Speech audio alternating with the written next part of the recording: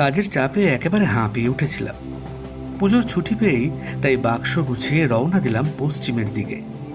রাত্রি 12টা নাগাদ ট্রেনে উঠলাম। আমার কামরায় আমি ছাড়াও আরও 2জন লোক ছিল। তবে তারা দুজনেই ভোরবেলা মুঘলসরাই স্টেশনে নেমে গেলেন। এই কামরার এখন আমি একচ্ছত্র অধিপতি। কথাটা ভেবেই মনটা কেমন আনন্দে ভরে গেল। ধূমপান করতে করতে ট্রেনটা ছাড়ার অপেক্ষা করছি। তখনই একজন লোক তার বাক্স প্যাঁটরা নিয়ে আমার কামরায় প্রবেশ করে ঠিক সামনের সিটে বসলে। তাকে প্রথমটা দেখে প্রায় আঁতকে উঠলাম। এই কি চেহারা লোকটার! একেবারে জড়া জীর্ণ কঙ্কালসার চেহারা। লোকটা একগাল হেসে আমার উদ্দেশ্যে প্রশ্ন করল, কোথায় যাচ্ছেন? অনিচ্ছা সত্ত্বেও উত্তর দিলাম, আপাতত দিল্লি পর্যন্ত যাওয়ার পরিকল্পনা। ও আচ্ছা আচ্ছা, আমিও ওই দিকেই যাচ্ছি।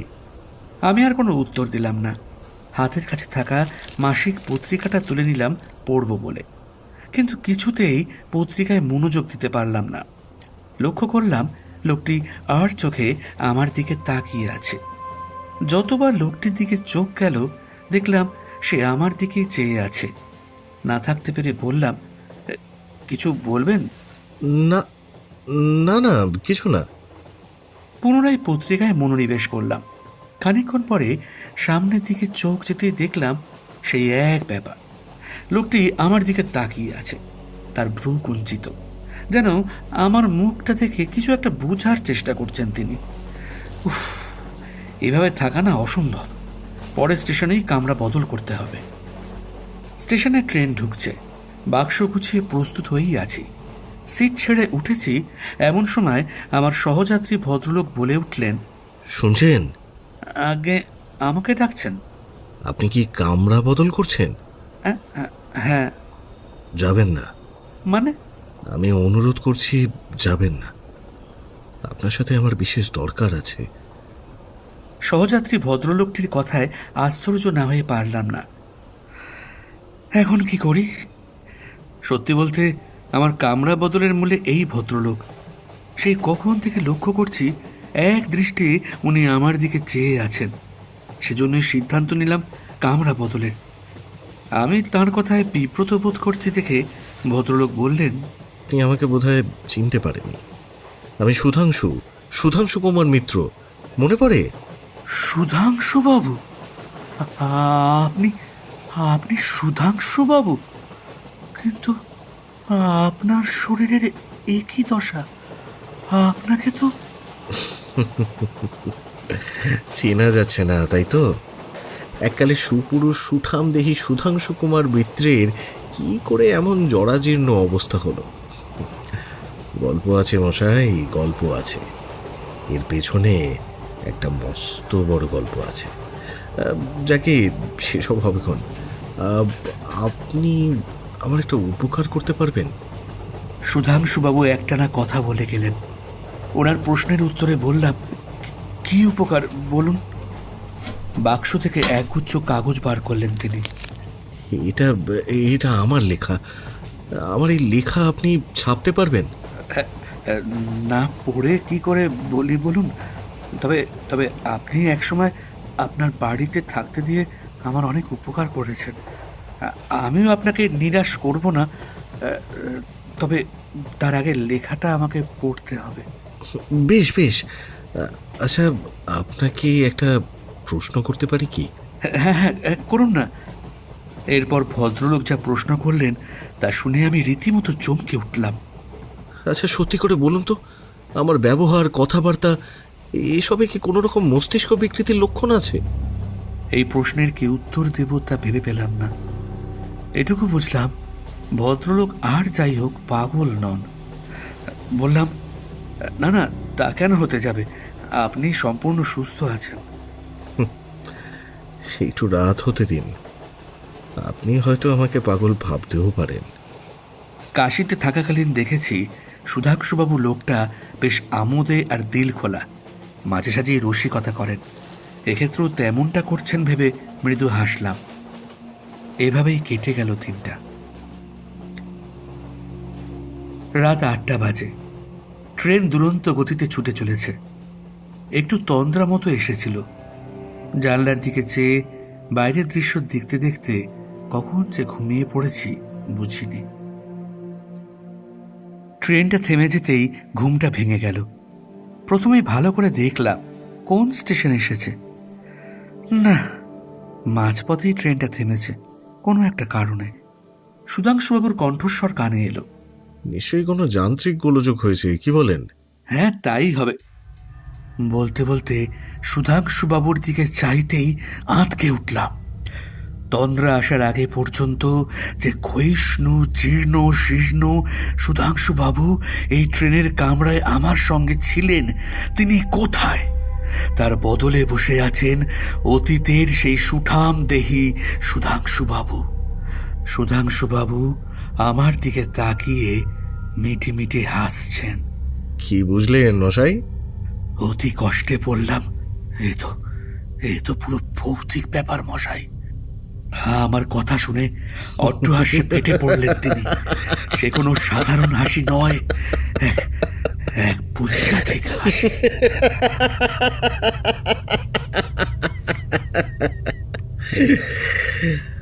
আরেকটা জিনিস দেখবেন নাকি? মাথা কিন্তু একেবারে ঘুরে যাবে। না না মশাই, রক্ষে করুন। আরে একবার দেখুনই না, অনেক জ্ঞান অর্জন হবে। আমার দরকার নেই। আর আমার লেখাটা? আমি পরে দেখব কলকাতা ফিরে।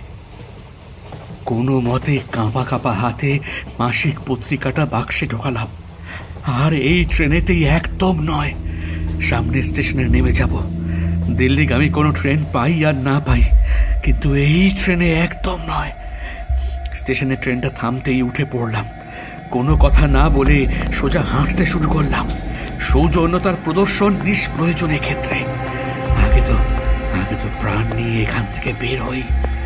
সহসা কানে এলো, চলেই যখন যাচ্ছেন তখন একটু এটা দেখেই নিন না।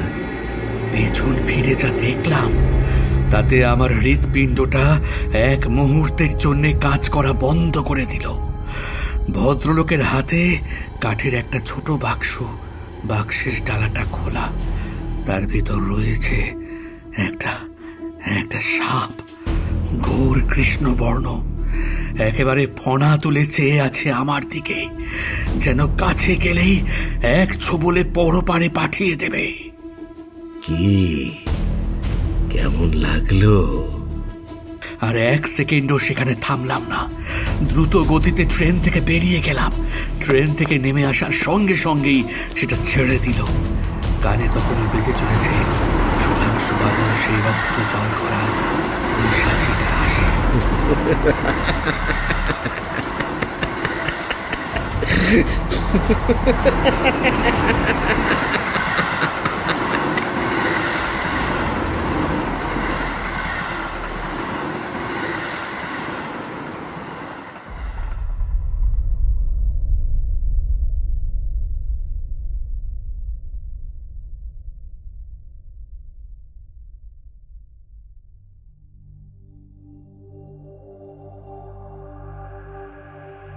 এরপর কেটে গেছে বেশ কিছুদিন।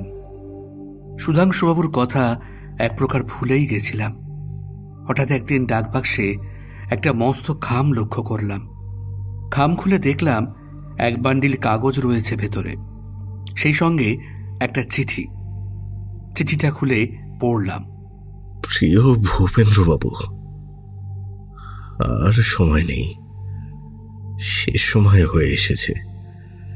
সেই জন্য কাগজগুলো পাঠালাম।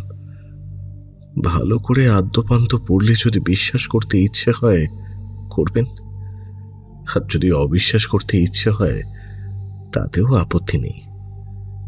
তবে আপনার অঙ্গীকার যে আপনি ভুলবেন না সেটা আমি জানি। শীঘ্রই আপনি আমার মৃত্যু সংবাদ পাবেন, তারপর এই লেখা ছাপাবেন। ছাপানোর খরচের জন্য যে টাকা লাগবে সেটাও আমি এর সাথেই পাঠালাম। 1 বছর আগে যখন আমরা কাশীতে একসাথে আনন্দের সময় কাটিয়েছিলাম, তখন কে জানতো যে এত শীঘ্র এই ঘটনা ঘটবে। আপনার অনুগত সুধাংশু। চিঠিটা পড়ে একটু আশ্চর্য হলাম। ভদ্রলোকের সাথে যে একটা অলৌকিক ঘটনা ক্রমাগত হয়ে চলেছে তা বুঝেছিলাম সেই রাতে ট্রেনের কামরাতেই। যাই হোক, কাগজগুলো পড়ব স্থির করলাম। নৈশবোধ ছেড়ে লেখাগুলো পড়তে বসলাম। আমার নাম সুধাংশু কুমার মিত্র। আমার বাবা কাশীর একজন সম্ভ্রান্ত ও ধনী ব্যক্তি। দান ধ্যানও যথেষ্ট করেছেন গরিব দুঃখীদের জন্য। আমি তার একমাত্র পুত্র। ধনী বাপের একমাত্র ছেলে হয়ে জন্মানোর কারণে জীবনটা নির্ঝঞ্ঝাটেই কেটে যাচ্ছিল। এমন সময় হঠাৎ বাবার মৃত্যু হলো। অল্প বয়সেই হাতে উঠে এলো অতুল ঐশ্বর্য। বাবা আমাকে যথেষ্ট সুশিক্ষা দিয়েছিলেন, সুতরাং অর্থের অপব্যবহার করার কোনো সম্ভাবনাই ছিল না। বাবা ঠিক করেছিলেন ওনার প্রিয় বন্ধু ও হিতৈষী নরোত্তম বাবুর একমাত্র মেয়ের সাথে আমার বিয়ে দেবেন। কিন্তু বাবার অকাল প্রয়াণে সব কেমন যেন উলট পালট হয়ে গেল। ভয় ছিল নরোত্তম বাবু আবার বেঁকে না বসেন। কিন্তু না, শ্রাদ্ধের ঠিক আগের দিন বাড়ি এসে বললেন, কি আনন্দেই না ছিলাম। অন্যান্য মেয়ের বাবাদের মতন নতমস্তকে না থেকে ছেলের বাবার ওপর, অর্থাৎ কিনা আমার প্রাণের বন্ধুর ওপর ছড়ি ঘোরাবো। তা সে যে এইভাবে ফাঁকি দিয়ে চলে যাবে তা ভাবতে পারিনি। যাকে শ্রাদ্ধ শান্তি সব সম্পন্ন হোক, তারপর একটা দিন দেখে তোমার সাথে আমার মেয়ের বিয়েটা দিয়ে দেব। আমার কাছে এক পরম পাওয়া। নরোত্তমবাবু আরও দু একটা কথা বলে চলে গেলেন। শ্রাদ্ধ শান্তির পর্বও মিটল। পরদিন ভোরে বাগানে হাঁটছি, হঠাৎ দেখলাম প্রধান ফটকের সামনে একজন দাঁড়িয়ে আছে। মুখটা কেমন চেনা চেনা লাগলো। তার পরনে ছেঁড়া ও ময়লা কাপড় জামা। এগিয়ে গেলাম ফটকের দিকে। তার কাছে আসতেই আমি রীতিমতো স্তম্ভিত হয়ে গেলাম। মুখ থেকে কেবল বেরিয়ে এলো, কৃতান্ত। কৃতান্ত ছিল আমার স্কুলের সহপাঠী। আর সকলের চাইতে তার সঙ্গেই ছিল আমার বিশেষ বন্ধুত্ব। স্কুল থাকতেই হঠাৎ একদিন কৃতান্ত নিরুদ্দেশ হলো। সে যে কোথায় গেল কেউ তার সন্ধান পেল না। অনেকে বলল সে কোন এক সন্ন্যাসীর সাথে চলে গেছে। প্রায় 7-8 বছর তার আর কোনো খবর পেলাম না। হঠাৎ আজ তাকে দেখে যার পর নয় চমকে উঠলাম। তারপর নিজেকে সামলে নিতে আমার মুখে ফুটে উঠল একটা উজ্জ্বল হাসি। সুধাংশু, প্রিয় বন্ধুকে তবে চিনতে পারলে? আমি তো ভাবলাম। কি ভাবলে? হ্যাঁ, তোমাকে চিনতে পারবো না? কৃতান্ত, ও কথা তোমার ভাবাও অন্যায়। তা বলি, এতদিন ছিলে কোথায়? এখন নয়, পরে বলবো। আমি আর তাকে তখন কিছুই জিজ্ঞেস করলাম না। আমার জামা কাপড় তাকে পরতে দিলাম। তারপর তার আহারের ব্যবস্থা করলাম। কাশীতে কৃতান্তর এক বৃদ্ধা ঠাকুমা ছিলেন। কৃতান্ত তার কাছেই থাকতো নিরুদ্দেশ হওয়ার আগে। কৃতান্ত চলে যাওয়ার শোকে তার মৃত্যু হয়। এখন কৃতান্তর অন্যত্র কোথাও যাওয়ার উপায় নেই।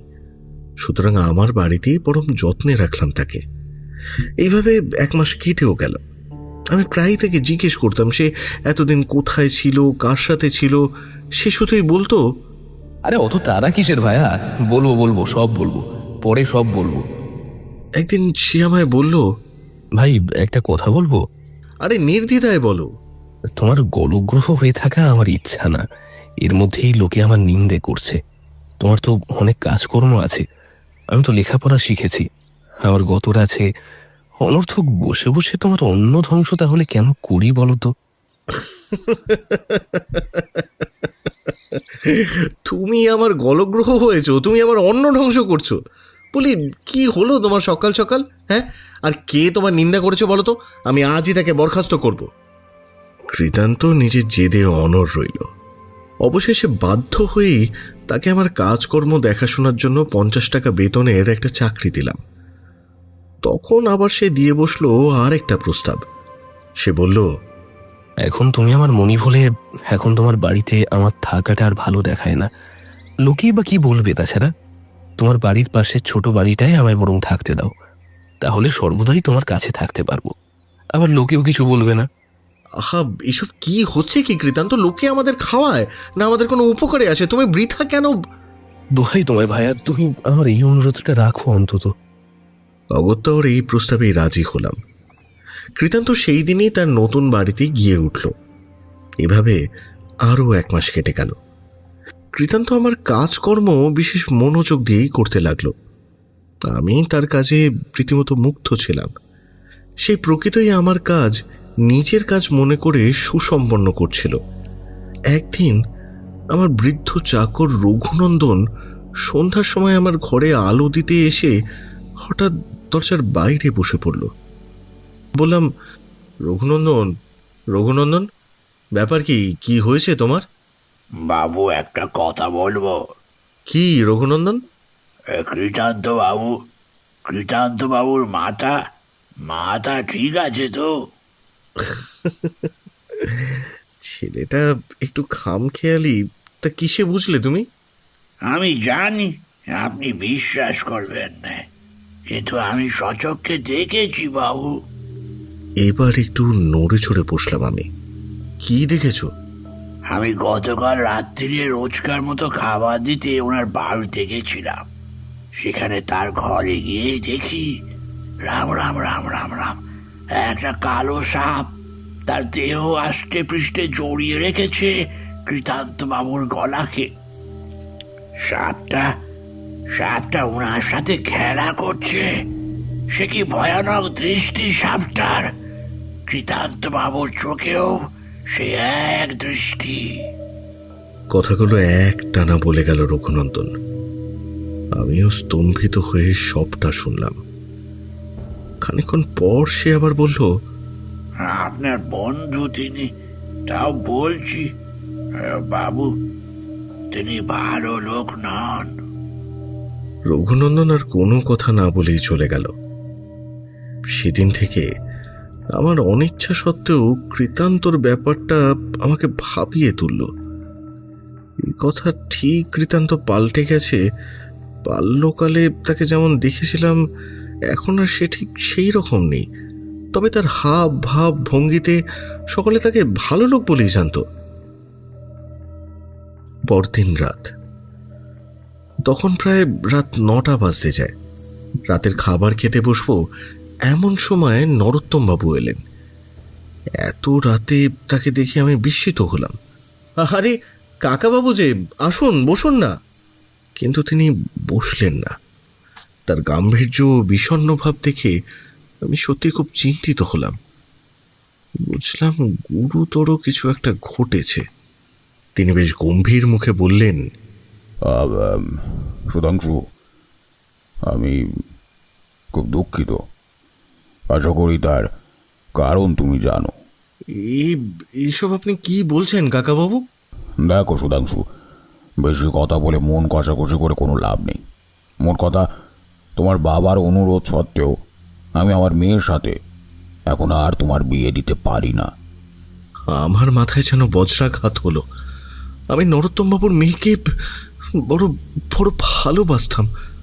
বললাম, কেন কাকাবাবু, কেন আপনি এমন সিদ্ধান্ত নিলেন? তিনি বললেন, তোমাকে বলা উচিত বলেই বললাম।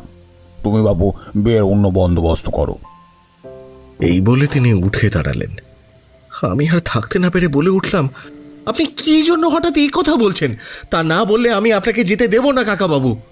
বটে, বেশ, তবে শোনো, তোমার চরিত্র সম্বন্ধে আমি গুরুতর কথা শুনেছি।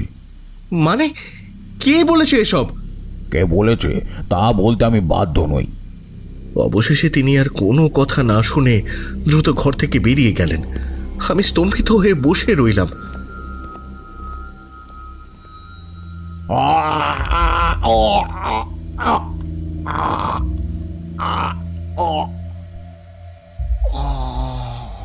সহসা একটা আর্তনাদে আমি চমকে উঠলাম। নরোত্তমবাবুর আর্তনাদ। আর্তনাদটা এসেছে গেটের কাছ থেকে। আমি তৎক্ষণাৎ গেটের দিকে ছুটলাম, কিন্তু অন্ধকারে প্রথমে কিছুই দেখতে পেলাম না। তারপর আলো আধারিতে চোখে পড়ল নরোত্তমবাবুর রক্তাক্ত দেহটা। কেউ ভারী কিছু দিয়ে সজোরে আঘাত করেছে নরোত্তমবাবুর মাথায়। আমি কি করব কি না করব ভাবছি, এমন সময় একজনের পায়ের শব্দ শুনলাম। পিছন ফিরে দেখি আমার একজন দারোয়ান আর তার পাশে কৃতান্ত। কি করে হলো এসব ভায়া? আমি জানি না, আওয়াজ শুনে বাইরে এসে দেখি এই অবস্থা। মাথার খুলিটা একেবারে ভেঙে গেছে বলে মনে হচ্ছে, এখনই ডাক্তার ডাকতে হবে বলে কৃতান্ত গেল ডাক্তার ডাকতে। হঠাৎ কি মনে হলো জানি না, দারোয়ানকে বললাম, এই তুমি একটু জল আনো তো। দারোয়ান গেল জল আনতে। সেই ফাঁকে আমি নরোত্তমবাবুর জামার ট্যাকে হাত দিয়ে দেখলাম, সঙ্গে সঙ্গে হাতে একটা চিঠি এলো। নিঃশব্দে সেটা আমার জামার ট্যাকে ভরে নিলাম। দারোয়ান জল নিয়ে আসার খানিকক্ষণের মধ্যেই কৃতান্তর সাথে ডাক্তার এলেন। নাড়ি টিপেই জানিয়ে দিলেন নরোত্তমবাবু মারা গিয়েছেন, আর এও জানালেন যে পুলিশকে একটা সংবাদ দিতে হবে। তা যাওয়ার কিছুক্ষণ পরেই পুলিশ এলো। বাড়ির দারোয়ান চাকর এদের জেরা শুরু করলেন পুলিশের তারকা। সবশেষে আমার কাছে এসে বললেন, নরোত্তমবাবুর মেয়ে উষার সঙ্গে আপনার বিয়ে ঠিক হয়েছিল? আগে হ্যাঁ, কিন্তু পরে নরোত্তমবাবু উষা দেবীর বিয়ে আপনার সাথে দিতে চাননি। সে বিষয়ে আজকে তিনি কথা বলতে এসেছিলেন, ঠিক? আগে। আর এই নিয়ে আপনার সঙ্গে ওনার ঝগড়া হচ্ছিল? না তো। কিন্তু আপনার চাকর যে বলল আপনাদের উচ্চস্বরে কথোপকথনের আওয়াজ সে শুনেছে। না, ঠিক ঝগড়া নয়, বচসা বলতে পারেন। আপনি নরোত্তমবাবুর মেয়ে উষা দেবীকে ভালোবাসতেন?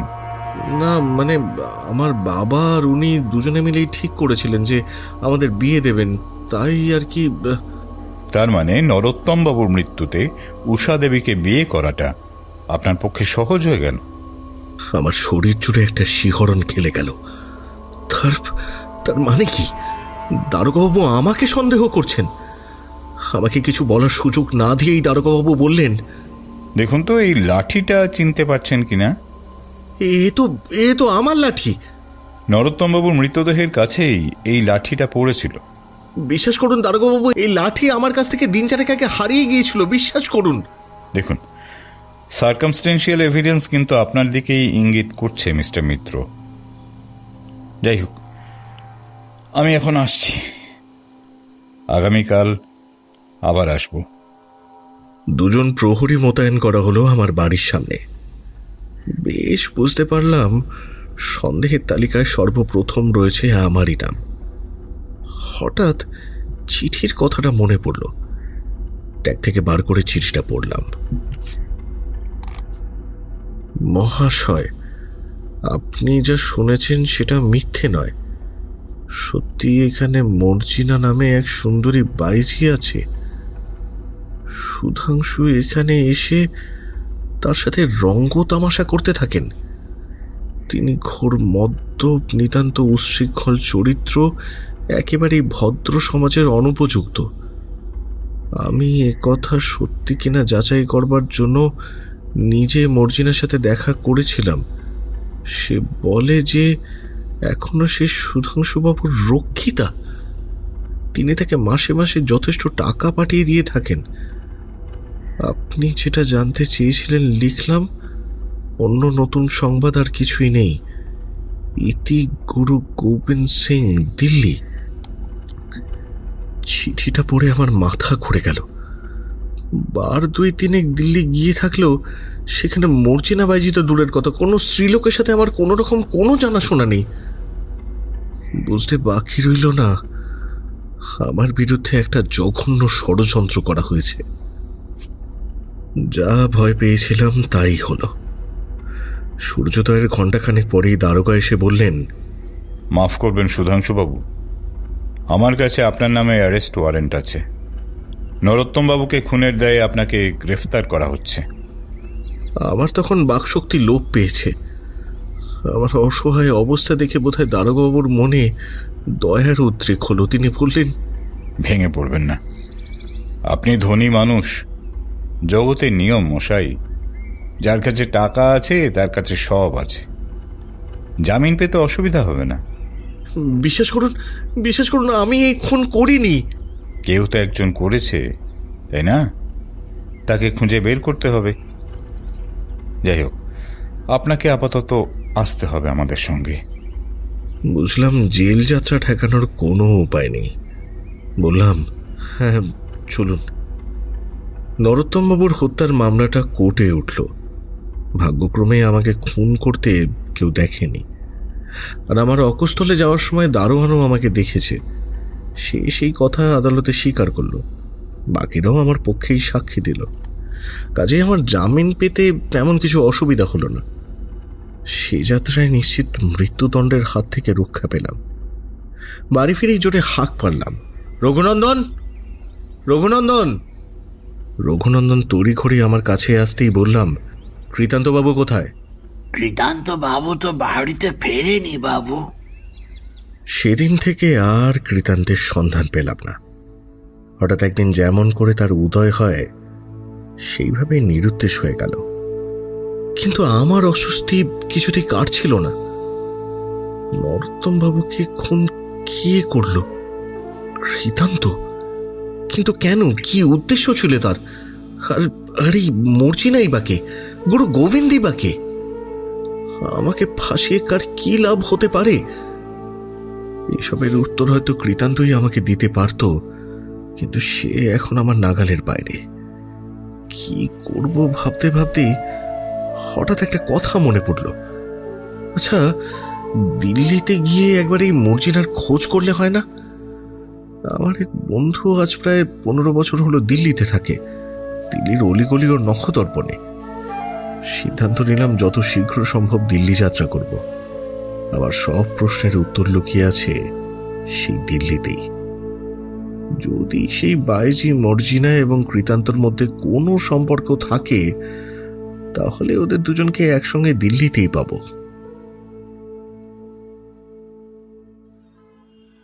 দিল্লি। শত চেষ্টা করেও এই গুরু গোবিন্দ লোকটির কোনো খোঁজে মিলল না। এবার একটা দোকানে এসে জিজ্ঞেস করলাম, আচ্ছা শোনো না, মর্জিনা নামক কোনো বাইজিকে আপনি চেনেন? দোকানদার বলল, मर्जीना को जानता नहीं ऐसा आदमी आपको कहीं नहीं मिलेगा बाबूजी। लेकिन अब वो तो अभी यहाँ नहीं है, আমরাও তো उसी को ढूंढ रहे हैं। কেন? সে কি করেছে? সালি আমাদের একেবারে সর্বনাশ করে দিয়েছে ও হারামজাদি। জানেন, শুধু দিনা করে নবাবি করে ওর বাবুকে নিয়ে রাতে কাউকে কিছু না বলে এখান থেকে পালিয়ে গেছে। তার এক বাবুও ছিল? बंगाली बाबू। बंगाली लोकজন সারা সব জুয়াচোর है। যদি একবার भी জানতাম যে ওরা কোথায় আছে, তো সালির কান ধরে নিয়ে এসে ওর কাছ থেকে পয়সা আদায় করতাম। হ্যাঁ। এবার আমি প্রশ্ন করলাম, আচ্ছা এই বাবুটির চেহারা কেমন? अजय अब चेहरा तो हम उतना ध्यान से देखे नहीं, पर हाँ अब एक ठो बात आछे। हाँ, वो लड़की और बाबूर साथे तस्वीर उठातो। अब চকের দিল মোহাম্মদ তসবিরওয়ালার কাছে ও হয়তো এখনো ওদের কোনো তসবির বগেরা থাকতে পারে। হ্যাঁ হ্যাঁ। আর আমি কথা না বলে চকে এসে দিল মোহাম্মদ ফটোগ্রাফারের দোকানে উপস্থিত হলাম। মার্জিনার কথা তাকে জিজ্ঞেস করতেই তিনি বললেন, আপনিও সেই ছুরিটার কাছে কিছু পান নাকি? না ঠিক তা নয়, তবে আমি অন্য একটা কারণে তাকে খুঁজছি। তার এই বাবুটিকে আমার প্রয়োজন। বোধহয় আপনিও কিছু পান, তাই না? তার বলতে আরে বিস্তর ছবি তুলে দিয়েছি, দাম প্রায় দেয়নি। বুঝলাম। তা দেখুন দিল মোহাম্মদ সাহেব, মার্জিনাকে দেখবার আমার দরকার নেই, তবে তার বাবুটির চেহারা কেমন তা আমি জানতে চাই। তাহলেই জানতে পারবো আমি যাকে খুঁজছি মার্জিনার বাবু সেই লোকে কিনা। তার কোনো ছবি আপনার কাছে আছে? জরুর, আমি তার অনেক ছবি তুলেছি। একটা ছবি দেখাবেন? জরুর। এই বলে দিল মোহাম্মদ ভেতরে চলে গেলেন। কিছুক্ষণ পরে ফিরে এসে আমার হাতে একটা ছবি দিলেন, একটা মেয়ের ছবি। আমি জিজ্ঞাসা করলাম, এই কি সেই মার্জিনা? হ্যাঁ হ্যাঁ, এই সেই মার্জিনার ছবি আছে। তিনি আরেকখানা ছবি আমার হাতে দিয়ে বললেন, এই যে তার বাবুর ছবি। আমি বিস্মিত হয়ে দেখলাম সে ছবি আর কারো নয়, আমার বাল্য বন্ধু কৃতান্তের। দিল মোহাম্মদকে বললাম, হ্যাঁ, আমি একেই খুঁজছিলাম। তো ইনি এখন কোথায় আছেন বলতে পারবেন? না, তাহলে তো অনেকেরই উপকার হতো। আমি বিভ্রান্তভাবে তার দোকান থেকে বেরিয়ে এলাম। বেশ বুঝতে পারছি, কৃতান্ত কাশি থেকে পালিয়ে এখানে এই মার্জিনার কাছে ছিল, তারপর দুজনে একসাথে পালিয়েছে। তবে দিল্লি বড় শহর, বোধহয় এইখানে কোথাও লুকিয়ে আছে। যেমন করে হোক তাকে খুঁজে বার করতেই হবে। সুধাংশু, সে কি এখনো আর দিল্লিতে আছে গো? নিশ্চয়ই কোথাও পালিয়েছে। বন্ধু সুপ্রকাশের বাড়িতেই উঠেছিলাম, ওর কথায় বললাম, বলা যায় না, দিল্লি বড় শহর, এখানে কোনোখানে গা ঢাকা দিয়ে থাকতেই পারেন। তাহলে এখন কি করবে? পুলিশে খবর দেবে কি? না, এখন পুলিশে খবর দেওয়ার ইচ্ছে নেই, বরং এখানকার সকল জায়গা চেনে জানে এমন একজন লোক পেলে খুব ভালো হতো, অনুসন্ধানের সুবিধা পেতাম। তোমার কথা শুনে একজনের কথা আমার মনে পড়ে গেল। তিনি একজন পেনশনভোগী পুলিশের লোক, দিল্লি তাঁর একেবারেই নখদর্পণে। তাহলে তার কাছেই আমাকে নিয়ে চলো।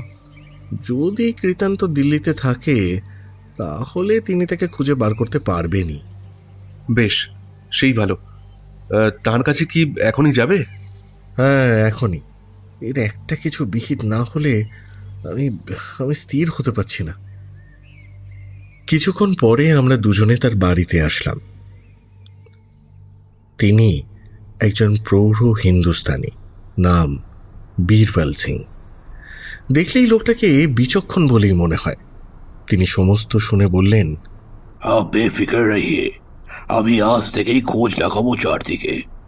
আপনি টাকার জন্য ভাববেন না সিংজি, আপনার পারিশ্রমিক। আরে সে কথা পরে হবে, এটুকু জানবেন বীরবল সিং চেষ্টায় কোনো খামতি রাখবে না। সেই দিন থেকে আমি প্রতিদিন তার বাড়িতে সন্ধ্যের সময় যেতাম, কিন্তু তার সে ওই একই কথা। এখনো কোনো খোঁজ মেলেনি। একদিন রাত্রে আমি তার বাড়ি থেকেই ফিরছি, চকের ভেতর দিয়ে আসছিলাম।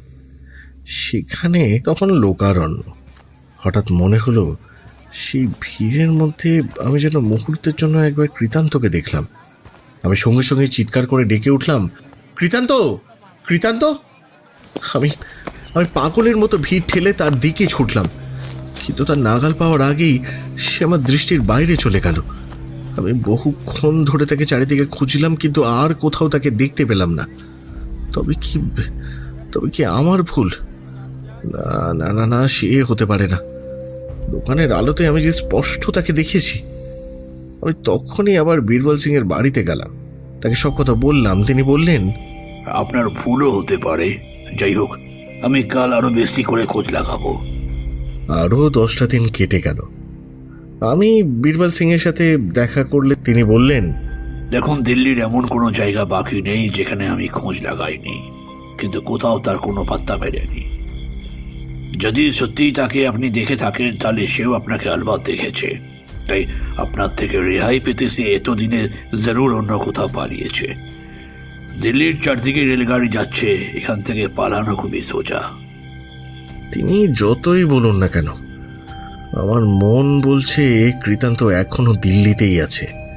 বাড়ি ফিরতে এই সুপ্রকাশ বলল, একজন লোক এসেছেন, তোমার জন্য বসে আছে। কে এসে? দেখে তো মদখোর মাতাল বলে মনে হলো। কোথায় সে? ওই বাইরের ঘরে বসে আছে। আমি সেই ঘরে গিয়ে এসে দাঁড়ালাম। যথার্থই একটি লোক বসে আছে। তার কাছে যেতেই সে আমার হাতে একটা চিঠি দিল। লোকটা থেকে একটু আড়ালে চিঠিটা পড়লাম আমি। প্রিয় সুধাংশু, আমি মৃত্যু শয্যায়, বোধহয় আজ রাত্রি কাটবে না। আমি তোমার উপরে যথেষ্ট অন্যায় ব্যবহার করেছি। সময় থাকতে তার যেটুকু প্রায়শ্চিত্ত করতে পারি সেটাই ইচ্ছে করছে। একবার আসবে কি? পত্রবাহক তোমাকে আমার কাছেই নিয়ে আসবে। আর যদি আসতেই ইচ্ছে করো, এক মুহূর্ত আর দেরি করো না। যদি পুলিশ সঙ্গে নাও তাহলে এই লোক তোমাকে আমার কাছেও আনবে না। ইতি, কৃতান্ত। চিঠিটা পড়ে আমি খানিকক্ষণ চুপ করে বসে রইলাম। সুপ্রকাশ এগিয়ে আসতেই আমি সবটা খুলে বললাম। আমি বললাম, আমি কৃতান্তর সাথে দেখা করবো সুপ্রকাশ। সে প্রথমটা আপত্তি করলো, পরে রাজি হয়। আমরা দুজনে তখনই লোকটির সাথে বেরিয়ে পড়লাম। লোকটা অন্ধকারে ক্ষুদ্র ক্ষুদ্র গলির ভেতর দিয়ে আমাদের প্রায় 8 ক্রোশ পথ নিয়ে এলো। সুপ্রকাশ দিল্লির সমস্ত পথঘাটি চেনে, তবুও সে গলিগুলো বিশেষ লক্ষ্য করে যাচ্ছিল। অবশেষে সে আমাদের গোরস্থান সংলগ্ন একটা ভাঙা মসজিদের দরজার সামনে এনে দাঁড় করালো। জানালো, কৃতান্ত এইখানেই আছে। আমি ব্যগ্রভাবে বললাম, সুপ্রকাশ, কিছু যদি মনে না করো তো আমি একা যাব।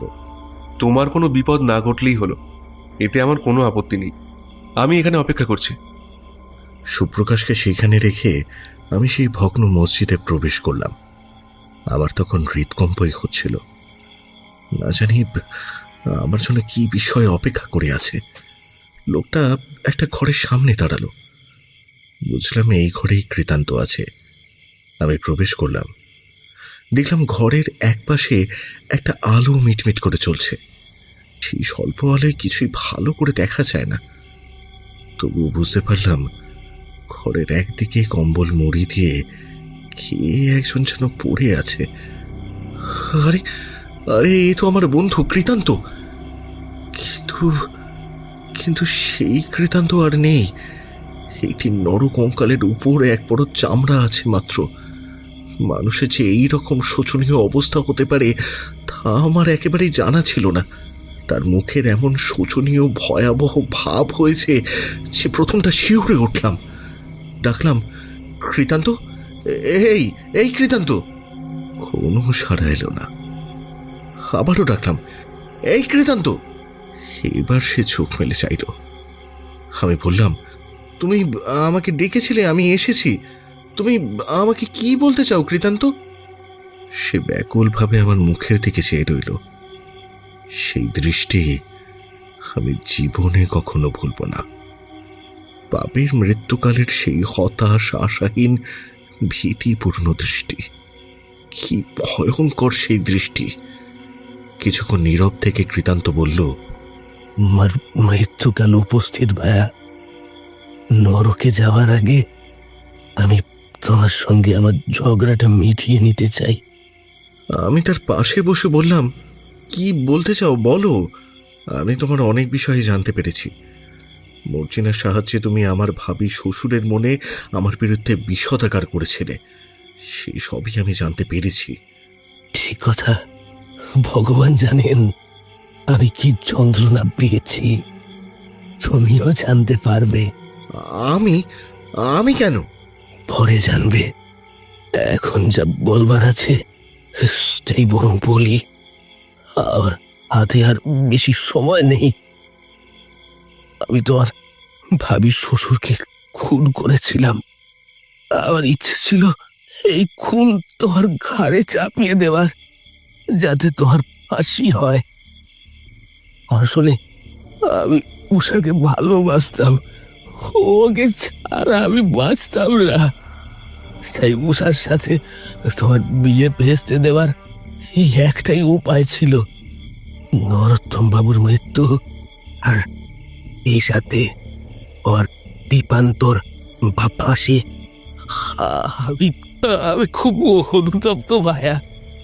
এই অন্তিম সময়ে তুমি কি আমাকে ক্ষমা করবে না? আমি আমি সর্বান্তকরণে তোমাকে ক্ষমা করলাম ভাইয়া। মৃত্যুর সময় তোমাকে আমার একটা অনুরোধ রাখতে হবে। আমার একটি প্রিয় সামগ্রী আছে, সেটা আমার প্রাণের চেয়েও প্রিয়। আমার কি মনে হতেই বলে উঠলাম, সাপ।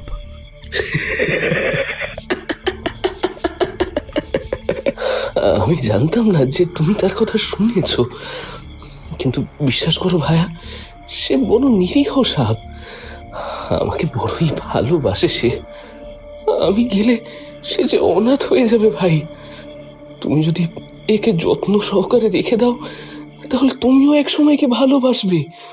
আমি বলছি তোমাকে, যদি একে তুমি পোষণ করা কঠিন বোধ করো, তাহলে 1 মাস পরে কোনো জঙ্গলে ছেড়ে দিও। কিন্তু কিন্তু এই কাজটি আমার হয়ে করবে কি ভায়া? যদি এই অঙ্গীকার করো, আমি তাহলে এখন সুখে মৃত্যুবরণ করতে পারি। কৃতান্তের কাতর মুখের দিকে চেয়ে বললাম, হ্যাঁ কৃতান্ত, আমি অঙ্গীকার করলাম। কি শান্তি, কি শান্তি। তার ঘাড় একপাশে হেলে পড়ল। বুঝলাম কৃতান্ত আর নেই, তার মৃত্যু হয়েছে। দেখলাম সেই কাঠের বাক্সটি তার মাথার কাছেই রাখা রয়েছে। আমি বেরিয়ে এসে সুপ্রকাশকে বললাম, কৃতান্ত মারা গেছে, তার সৎকারের একটা ব্যবস্থা হওয়া উচিত। সেই মদখর লোকটার হাতে কিছু টাকা ধরিয়ে দিতেই সে 4টে লোককে নিয়ে এলো সৎকারের জন্য। যদি ঠিক করে সৎকার না হয়, তোমাদের সব কটাকে পুলিশে দেব। বাড়ি ফেরার পথে সুপ্রকাশ জিজ্ঞাসা করল, কি জানতে পারলে সুধাংশু? আমায় মাফ করো ভাইয়া, সবটা আমি তোমাকে বলতে পারবো না। শুধু এইটুকু যেন কৃতান্তই নরোত্তমবাবুকে খুন করেছিল, এর বেশি আমি কিছুই বলতে পারবো না। ফেরার পথে আর বিশেষ কোনো কথা হলো না। ভাবলাম হয়তো সেদিনের পর থেকে আমার জীবনের অশান্তির অবসান হলো। কিন্তু হায় নিয়তি!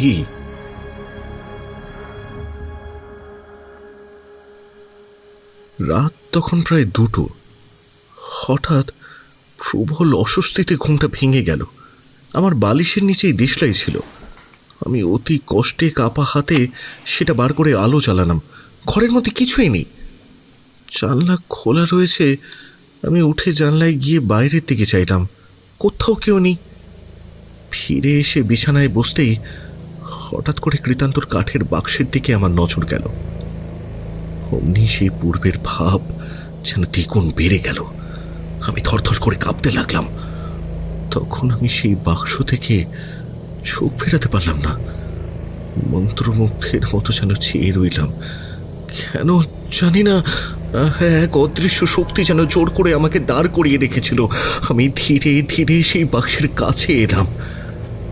কেন জানি না সেই বাক্সের উপর একটা চামড়ার পাটি ছিল। তা খুলতে আরম্ভ করলাম। আমি দেখলাম বাক্সে চাবি লাগানো রয়েছে। তখন আর কোনো জ্ঞান নেই আমার। আমি আমার অস্তিত্ব পর্যন্ত ভুলে গেছি। ইচ্ছা হয় বিশ্বাস করো, না হয়তো না করো, আমি পাগল হইনি। যা বলছি সত্যি সত্যি বলছি। আমি বাক্সটা ডালা খুললাম। অমনি সেই সাপটা মাথা তুলে আমার চোখের দিকে চাইল। আমার মনে হলো আমার শরীরটা হঠাৎ যেন পাথরে পরিণত হয়েছে। আমার নড়বার ক্ষমতা যেন একেবারে লোপ পেল। সেই কাল সর্পি আমার চোখে এক দৃষ্টে চেয়ে থেকে ধীরে ধীরে কুণ্ডলি খুলে বাক্স থেকে বের হলো। কিন্তু একবারও তার চোখের দৃষ্টি আমার চোখ থেকে সরল না। প্রাণ রক্ষা করার জন্য আমার নড়বার বা পালাবার কোনো ক্ষমতাই ছিল না। আমার শরীর তখন পাথরে পরিণত হয়েছে, অথচ আমার সম্পূর্ণ জ্ঞান রয়েছে। তখন সেই কাল সর্পি ধীরে ধীরে আমার শরীর বেগক্রমে উঠে আমার গলা জড়িয়ে আমার মুখে তার মুখ সংলগ্ন করল। ভয়ে আমার শরীরের রক্ত জল হয়ে গেল। এর কবল থেকে মুক্তি লাভের ক্ষমতা আমার নেই। ক্রমে যতই সে আমার মুখে মুখ নিয়ে খেলা করতে লাগলো, ততই আমার প্রাণে একরূপ অভূতপূর্ব আনন্দ উপলব্ধি হতে লাগলো। সে আনন্দ আমার সহ্য হলো না। আমি মুহূর্ত মধ্যে সংজ্ঞা শূন্য হলাম। সে অচৈতন্য অবস্থায় দেখলাম সাপ নয়, কিন্নর লোক থেকে আসা কোনো এক লাবণ্যময়ী অনিন্দ সুন্দরী তরুণী তার 2 হাত দিয়ে আমাকে আলিঙ্গন করেছে। সত্যি সত্যি আমি জগৎ সংসারের কথা সব ভুলে গেলাম। দুঃখ, কষ্ট, ভাবনা, চিন্তা সমস্তই বিস্মৃত হলাম। এক অনির্বচনীয় নেশায় বিভোর হলাম। আমি তাকে বুকে টেনে নিয়ে তার মুখে মস্তকে শত শত চুম্বন করলাম। তখন আমি সম্পূর্ণ অন্য মানুষ হয়ে পড়লাম। আমার মনে হলো আমি ত্রিভুবনের অধিপতি হয়েছি। আমার মতো সুখী আর কে আছে এই পৃথিবীতে? এই কাল সর্পের সঙ্গে যতক্ষণ আমি রইলাম, সংসারের সকল প্রকার সুখ আমি আমি অনুভব করলাম। যখন জ্ঞান হলো, দেখলাম পূবের আকাশে আলো দেখা দিয়েছে। সাপটা ধীরে ধীরে আমার গলা থেকে নেমে ক্রমে বাক্সের ভিতরে কুণ্ডলি পাকিয়ে প্রবেশ করলো। আমি বাক্সের চাবি দিয়ে মাতালের মতো টলতে টলতে বিছানায় এসে পড়লাম। ক্লান্ত আমি অর্ধমৃত অবস্থায় সেইভাবেই বিছানায় পড়ে রইলাম। ঘরে প্রবেশ করে সুপ্রকাশ বলল, এ কি, তোমার কি অবস্থা? নিজের মুখটা একবার আয়নায় দেখো। তার প্রয়োজন নেই সুপ্রকাশ, আমি জানি। উফ, দম বন্ধ হয়ে আসছে। এক্ষুনি ঘর থেকে বেরিয়ে চলো। এবার বুঝতে পারলাম কেন তোমার চেহারার এই হাল। আমি কিছু বললাম না। আমি সেই দিনই আমার প্রিয় বাক্সটি নিয়ে কাশী রওনা হলাম। বাড়ি পৌঁছলে সকলেই আমার মুখের দিকে বিস্মিত হয়ে চেয়ে রইল।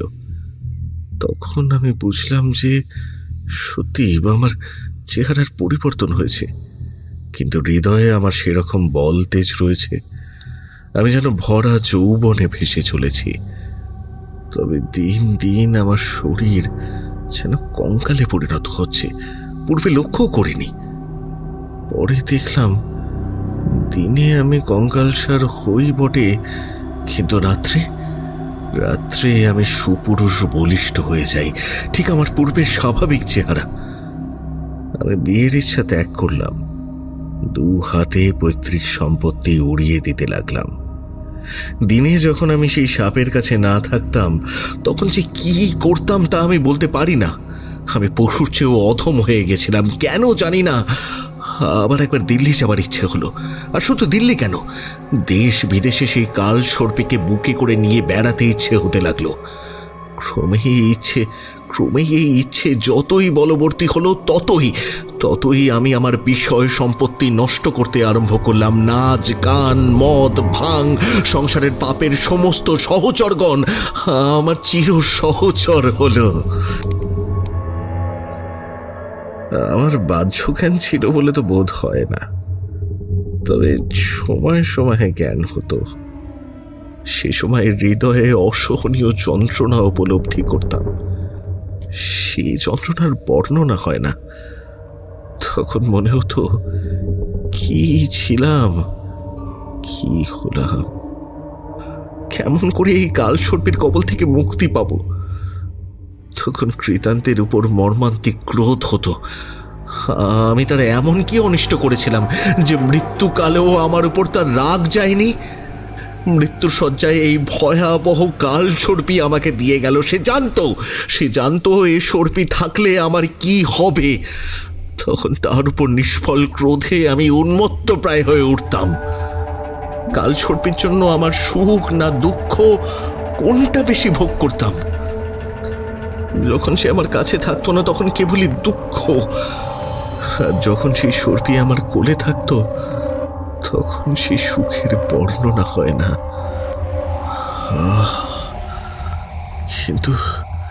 কিন্তু সেই সুখ ক্ষণিকের, তারপর জ্ঞান আসতো। তখন প্রাণে যে যন্ত্রণা হতো, ভগবান করুক এই সংসারে আর কাউকে যেন সেই যন্ত্রণা ভোগ করতে না হয়। কখনো ভাবতাম এমন অদ্ভুত ব্যাপার বোধহয় জগতে আর কারুর সাথে হয়নি। এই সাপের ব্যাপার কি তা আমি বুঝতে পারলাম না। আমি কাউকে বলতাম না, জানতাম বললেও কেউ আমার কথা বিশ্বাস করবে না।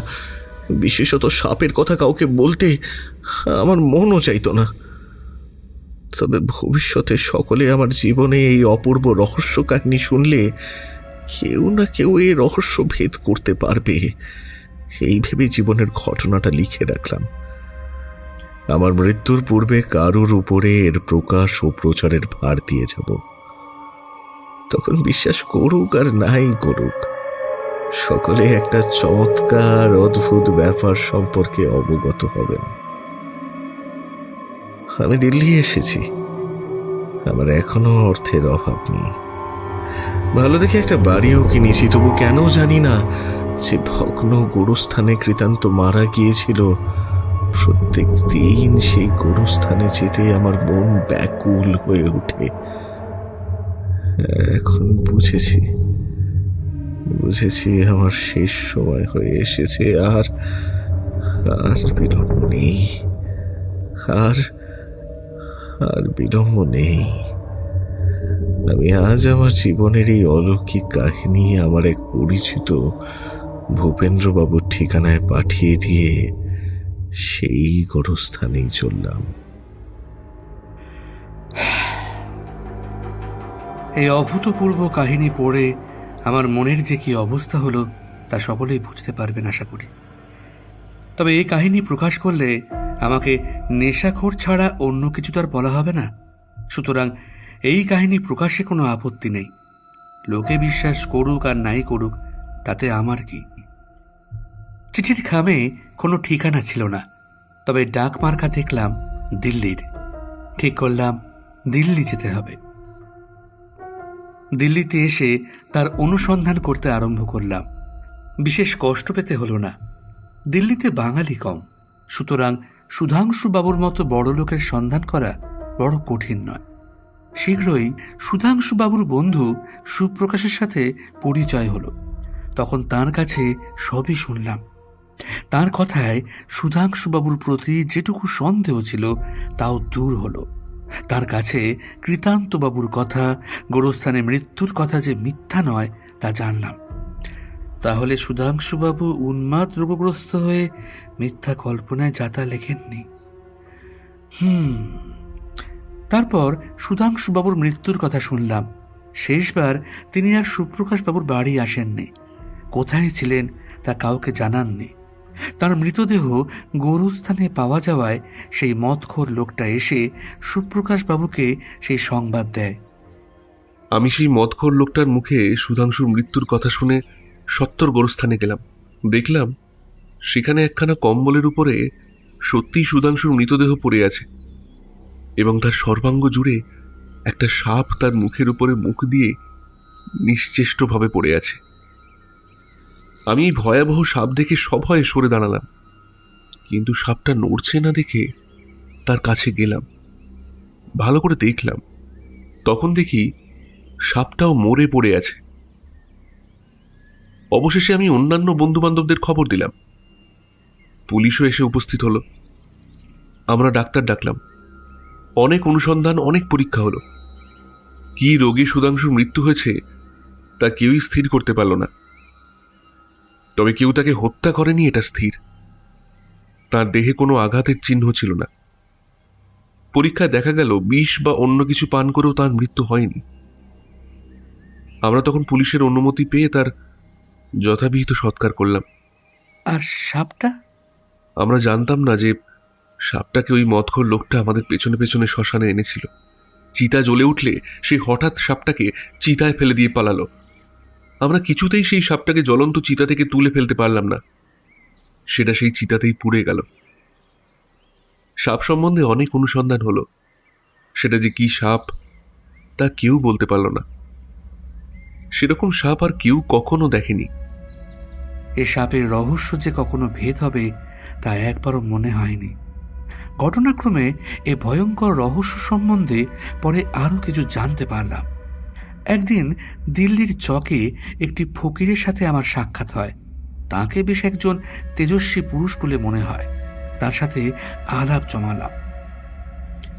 কথায় কথায় সুধাংশুবাবুর সকল কথাই বললাম তাকে।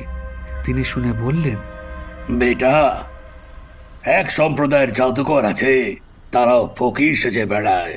তারা জাদুবিদ্যায় সিদ্ধহস্ত। তারা শয়তানের সাধক।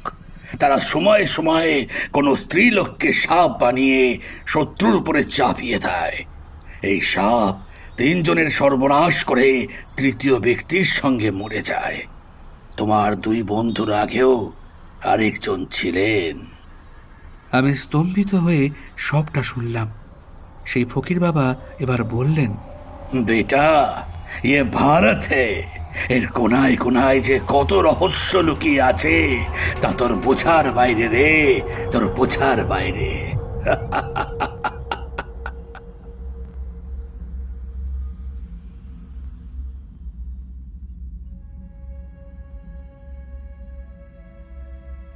রোমাঞ্চ বাংলায় এতক্ষণ শুনলে প্রখ্যাত লেখক পাঁচ কড়িদের কাহিনী অবলম্বনে আমাদের এই বিশেষ নিবেদন। গল্পটির ভাবানুবাদ ও নাট্যরূপদানে রণদৃপ্তশীল। বিভিন্ন চরিত্রে অংশগ্রহণে সুধাংশু, শুভদীপ, ভূপেন, সৌরভ, কৃতান্ত, শ্রীরূপ, সুপ্রকাশ, দেবাঞ্জন, নরোত্তমবাবু, দীপম, ইন্সপেক্টর, প্রিয়নাথ, দিল্লির দোকানদার শুভ্রকমল, দিল মোহাম্মদ, রাজ এবং অন্যান্য চরিত্রে ও গল্পটির সামগ্রিক পরিচালনায় আমি সৌরভ সাহা। তাহলে আজকের মতো আসি বন্ধু। ভালো থেকো, সুস্থ থেকো, সকলকে ভালো রেখো। ফিরে আসছি খুব শিগগিরই তোমার মনের মতো আরও একটি গল্প নিয়ে। আর হ্যাঁ, গল্প মানেই রোমাঞ্চ বাংলা। শুনতে থাকো, গল্পে থাকো।